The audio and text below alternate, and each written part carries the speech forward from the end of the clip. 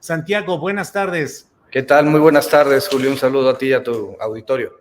Gracias, Santiago, muy amable en tomar esta llamada. Santiago, pues muy movido en México el asunto de pues la investigación de asuntos de corrupción, lavado de dinero y temas conexos con la política también. En particular, Santiago, y no sé si creas conveniente que comencemos con ese tema, lo que sucede en Tamaulipas, donde el gobernador Francisco Javier García Cabeza de Vaca pues mantiene una actitud de una pelea incluso en términos judiciales, diría yo, contra sus opositores. ¿Qué tantas evidencias hay realmente de que se hubiesen producido fuertes actos de corrupción o malos manejos económicos por parte del político y gobernante García Cabeza de Vaca, Santiago?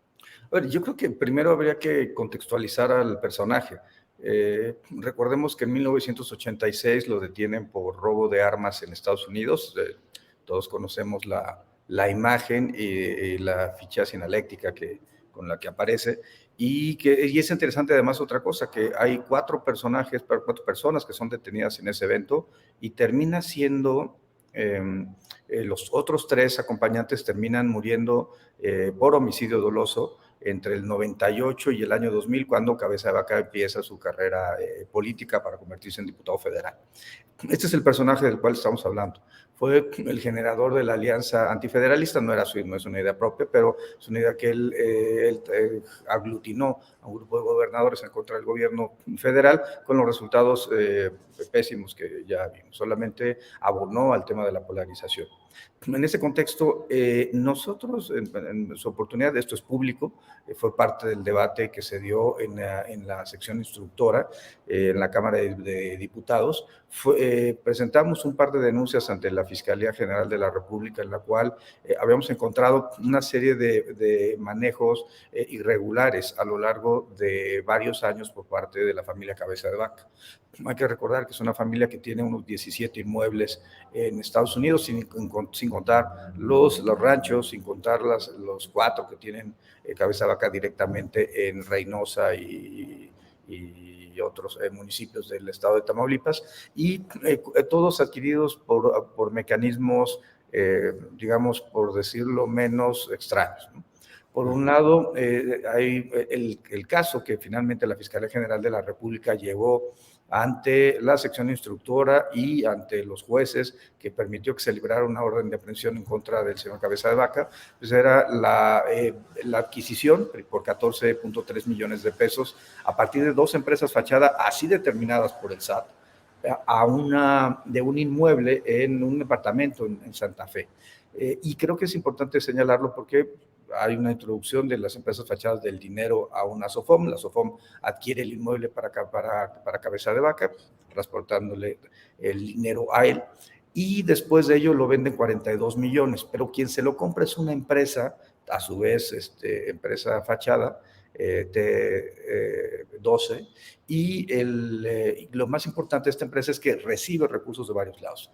Esta empresa, el apoderado legal y accionista es un hombre de apellido Tamés, que en algún momento le transfiere recursos también a Cabeza de Vaca. Entonces, en ese contexto hay una contratación gubernamental por casi 48 millones de pesos, de ahí 33 millones van a Tamés, o 38 millones a Tamés, y terminan llegando a la Cabeza de Vaca 33 millones a partir de las empresas que ya mencioné. Y creo que todo esto es importante rescatarlo en esta discusión, porque lo que lo que se está viviendo en Tamaulipas es un asunto de suma importancia para el país. Hay una actuación hostil por parte del gobernador Cabeza de Vaca en contra de los presidentes y las presidentas municipales de Morena en Tamaulipas, una persecución a partir de la Fiscalía General de Justicia del Estado y pues procesos, hay muchas denuncias en el equipo de Morena en Tamaulipas por temas de condicionamiento de programas sociales, compra de votos y una campaña que es importante visibilizar. Creo que el tema que se juega en Tamaulipas es muy importante y porque tiene que ver con la construcción de un Estado democrático en una zona territorial del país que una familia pues, decidió utilizarla como patrimonio personal en perjuicio pues, de la ciudadanía tamaulipeca. Y eso me lleva a un tema de reflexión importante, que es precisamente el discurso sobre las energías limpias. Todos estamos a favor de las energías limpias. El asunto de este discurso de Cabeza de Vaca sobre las energías limpias es para poner campos de energía eólica extranjeros en sus terrenos, en sus ranchos o en los ranchos de sus allegados, incluso de sus prestanombres. Por tanto, no se trata de un discurso de energías limpias, sino se trata, en buen español, de actos de corrupción.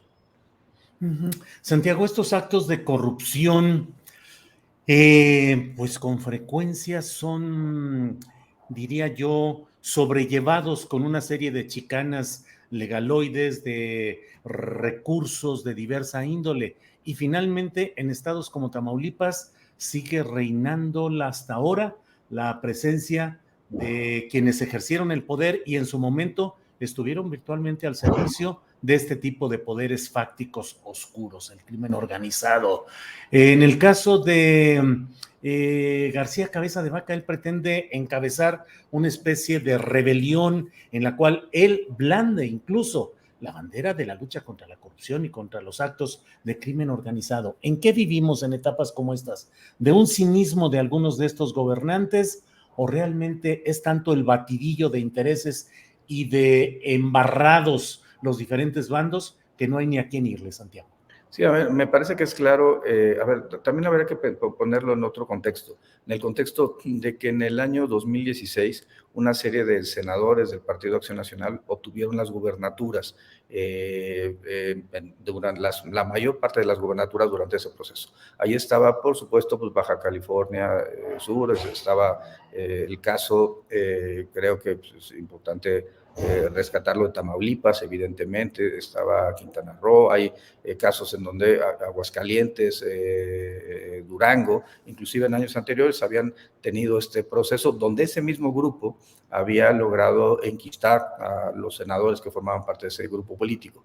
El tema es que han ido perdiendo espacio por espacio, y esto ha sido gradual en los últimos años, pero se ha ido acelerando recientemente. Evidentemente ese grupo está jugándose su supervivencia a partir de las gubernaturas de Aguascalientes, Durango y Tamaulipas. Pero es un grupo además vinculado con lo peor del PRI en su proceso histórico de gestación. Fueron los que le hacían el trabajo sucio al PRI durante el sexenio de Enrique Peña Nieto, que acabamos de ver un resultado fundamental de la claridad de los actos de corrupción al recibir esta visa de carácter dorado, que se recibe, como sabemos, por más de $500,000. Eso no significa que $500,000 haya costado su inversión, sino que ese es el piso a partir del cual Peña Nieto ha hecho inversiones en España. Pero regresando al tema de Cabeza de Vaca, es un esquema en donde él fue perdiendo todo. Perdió las presidencias municipales más importantes, quitando Tampico, todas las demás están en manos de Morena. Perdió el control del Congreso, aunque después logró que 2 diputadas empezaran a estar de su lado.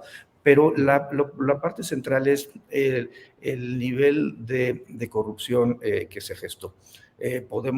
No solamente me refiero a los 17 inmuebles adquiridos en Estados Unidos, sino también a estas operaciones de flujos de efectivo que tienen algunos familiares vinculados con Cabeza de Vaca. Su padre recibiendo 500,000, utiliza $500,000 en efectivo. Otra operación también en un año electoral por $600,000, poco más.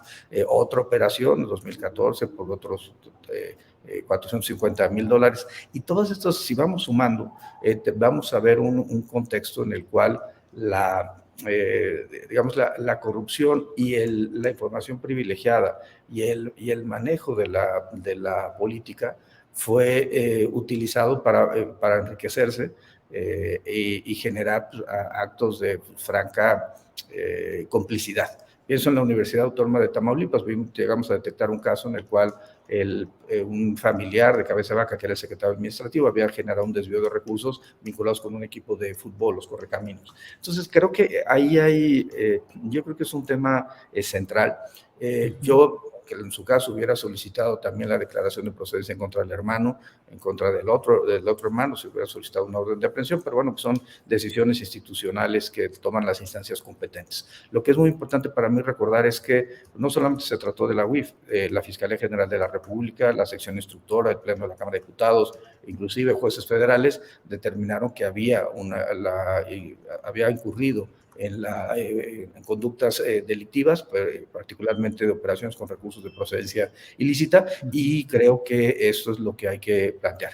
El día de hoy se ha hecho público que posiblemente el miércoles se debate en la Suprema Corte de Justicia un par de controversias constitucionales relacionadas con el caso. Con la independencia del sentido que tengan los proyectos de estos de ser cierto, es una información que presenta hoy un diario de circulación nacional recientemente.